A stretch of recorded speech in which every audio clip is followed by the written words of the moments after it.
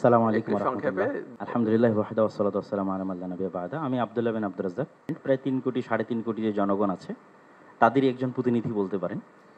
তো এই মোটামুটি সংক্ষিপ্ত পরিচয়। আমার কথা হচ্ছে আজকে যে বিষয়টি নিয়ে এখানে আমরা আলোচনায় বসেছি, এটির যদি আমরা মূলে হাত না দিই, আসল জায়গায় যদি হাত না দিই তাহলে এটিকে সমাধান করা সম্ভব নয়। বাংলাদেশে যে সকল ধর্মের মধ্যে সম্প্রীতি বিরাজ করে তার সবচেয়ে বড় উদাহরণ হচ্ছে সাইফুল ইসলাম আলিফ হত্যার পরও বাংলাদেশে কোথাও কোনো প্রকার দুর্ঘটনা সংঘটিত হয়নি এবং সকল আলেম ওলামা নিজ নিজ জায়গা থেকে, আমি আমার জায়গা থেকে, সকল জ্ঞানীগুণী আলেম ওলামা নিজ নিজ জায়গা থেকে ফেসবুকে বক্তব্যে সবাইকে শান্ত থাকার আহ্বান করেছে।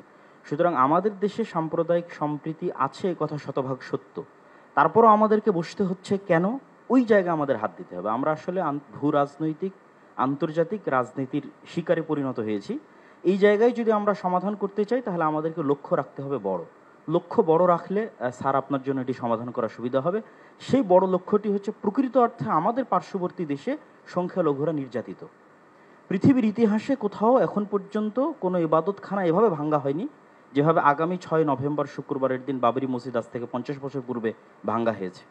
পুলিশ হেফাজতে যেভাবে মুসলিমদের হত্যা করা হয়েছে, মুসলিম এমপিকে, রানিং এমপিকে, এভাবে কোথাও হয়নি। এরকম আরও অসংখ্য ঘটনা আছে যেটা আমাদের পার্শ্ববর্তী দেশে প্রকৃত অর্থে সংখ্যালঘুরা নির্যাতিত। আমাদের দায়িত্ব মানুষ হিসেবে এবং তাদের পার্শ্ববর্তী দেশ হিসেবে, এবং 47-এ আমরা যে ওয়াদা দিয়ে এই দেশটাকে স্বাধীন করেছিলাম সেই ওয়াদা রক্ষার্থে আমাদের দায়িত্ব হচ্ছে আমাদের পার্শ্ববর্তী দেশের সংখ্যালঘু নির্যাতনের প্রতিবাদে আমাদেরকে আওয়াজ উঠানো। আমাদের দেশে কোনো সংখ্যালঘু নির্যাতন নাই, কিন্তু আমাদেরকে আওয়াজ উঠাতে হবে আমাদের পার্শ্ববর্তী দেশে যে সংখ্যালঘু নির্যাতন হচ্ছে সেটি নিয়ে। এই জন্য আমি আহ্বান জানাবো আমাদের মাননীয় প্রধান উপদেষ্টার প্রতি যে তিনি যেন এই বিষয়টির প্রতি দৃষ্টি দেন এবং সবাই আপনার সাথে আছে। গতকাল রাজনৈতিক দলগুলোকে দেখেছেন, আজকে ধর্মীয় নেতাদের দেখছেন, সকলেই আপনার সাথে আছে এবং আপনার হাতকে মজবুত করার জন্য দেশে যে জাতিগত ঐক্য তৈরি হয়েছে এটিকে আপনি সাহস হিসেবে ধরে নিন।